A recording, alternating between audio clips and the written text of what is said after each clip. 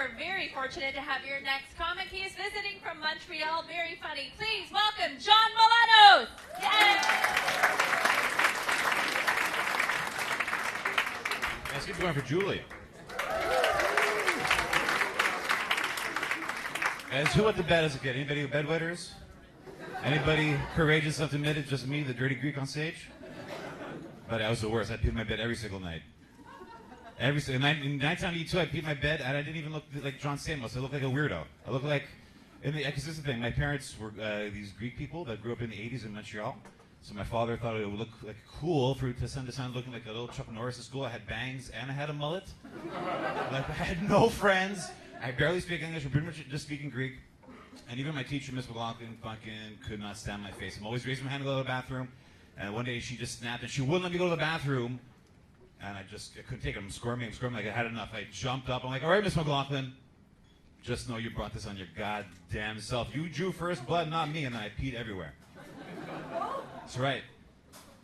Actually, none of that actually happened. I jumped up, pissed everywhere. I'm crying. I'm drenched. I don't know where the tears end, the piss begins. I look like a Backstreet Boy. You know that Backstreet Boy video where the 5 of them are dancing in the rain because they're all sad at the same time? That's what I look like. Quit playing games with my heart. That's what I like. Look like Ajax. That's what 5 guys would do. 5 sad guys. Hey, let's all get the same outfit on and dance in the rain together. That was me, but solo. My mom had to leave work to come change me. She had to go to her boss and be like, sorry, my shitty kid fucking pissed his pants again. Now I gotta go home. I gotta get his Ghostbusters sweatpants. Then I was teased. I was bullied. I had no friends. I had to drop out of the Boy Scouts because I peed on a trip. I was on the top bunk. I peed and went to the kid on the bottom. It's not a good look. I had to give him my sash. I'm on my badge. Like I was like quitting the police department. Like I gave him That was an awful summer. And obviously I had no friends. And now all of a sudden it's 1996 though.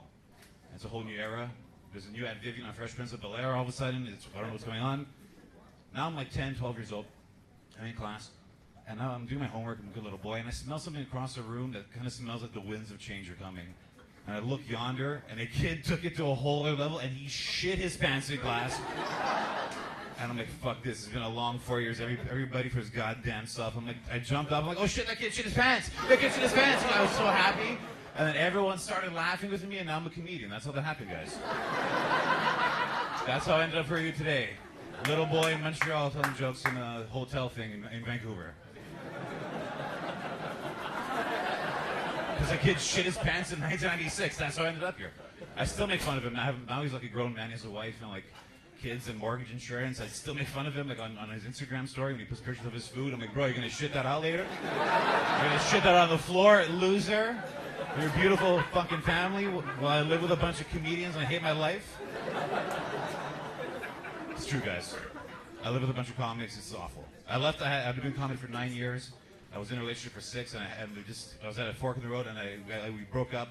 I moved in with a bunch of comics. I thought it'd be hilarious. It's not funny at all. It's very dreadful. Like, you know when you cook something, you put on the exhaust so like stuff goes up and disappears? No, not in the comics house. Shit falls down into your food. Every room has a full ashtray. The windows are all closed. It's awful. It's sad. And I just broke up with my ex-girlfriend. I live there now. I'm like, what the fuck am I doing here? And I paid 2 months rent, and I didn't know that they gave me like the small room. The glorified closet that was 8 by 9 feet, smaller than a regulation jail cell. I have nothing. My ex-girlfriend kept all my furniture. I went to Canadian Tire, bought a double queen high air mattress that took up the whole room. I didn't realize it took up the whole room. It's very sad. Like it touched my desk. It was awful. The only good thing about the air mattress, no one can hear you masturbate because it's air on air. Like, there's no headboard. There's no headboard. However, everybody hears you cry all the time. Like you're very sad in there. It is so sad.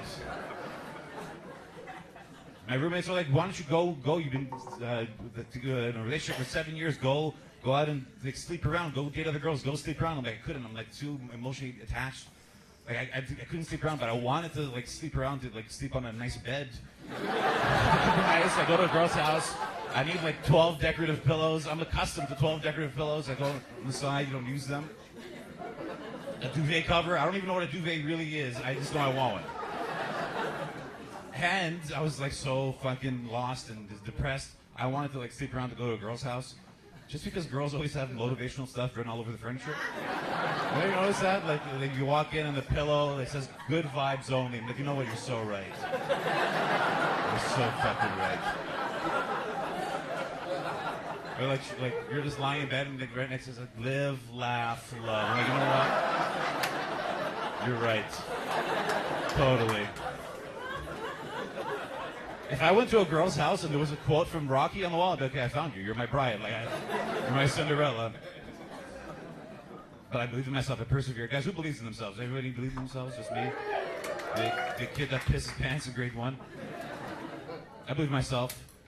After I peed my pants in class, obviously I was a weirdo. I was terrified of girls. So I became the class clown, but I was still terrified of girls.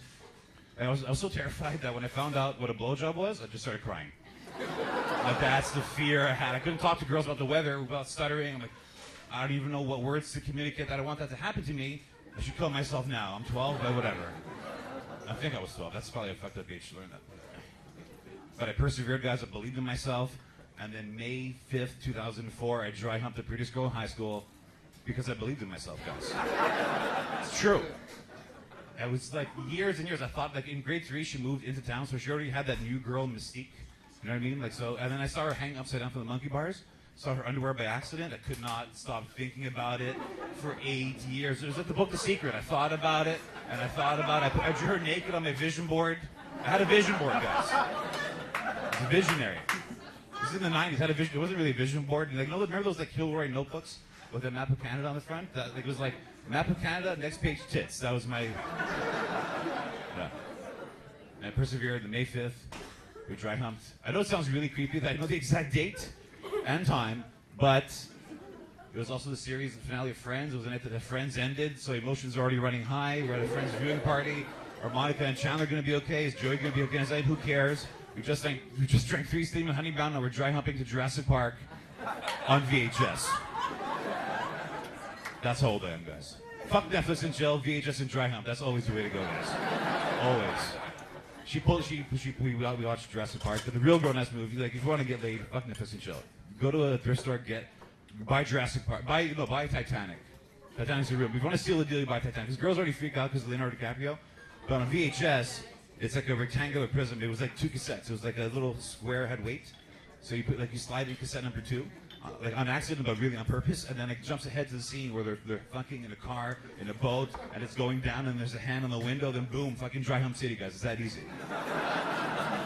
That easy. I didn't do any of that. I was terrified. This is the prettiest girl in high school. I'm on the couch like this, like terrified, my eyes wide open. I don't want to miss anything. I don't know what to do. I'm panicking. I'm trying to fix my bangs quickly so I look like Enrique Iglesias because it was big in the floor. Then we dry humped. No penetration, no ejaculation, just denim on denim. But it was the best heat rash of my life, guys. That heat rash meant if I believed in myself, anything could happen. Walked home like this, like I got off a horse, smiling. I walked into the house, and my dad's like, "Are you okay? What happened to you? Are you okay?" I'm like, "Bro, what happened to me?" I walked in there like Chandler, I left like Joey. That's what the fuck happened to me. And then we high-fived, and that's the story of how my dad told me he loved me for the first time, guys. I'm Jon Malanos. Thank you.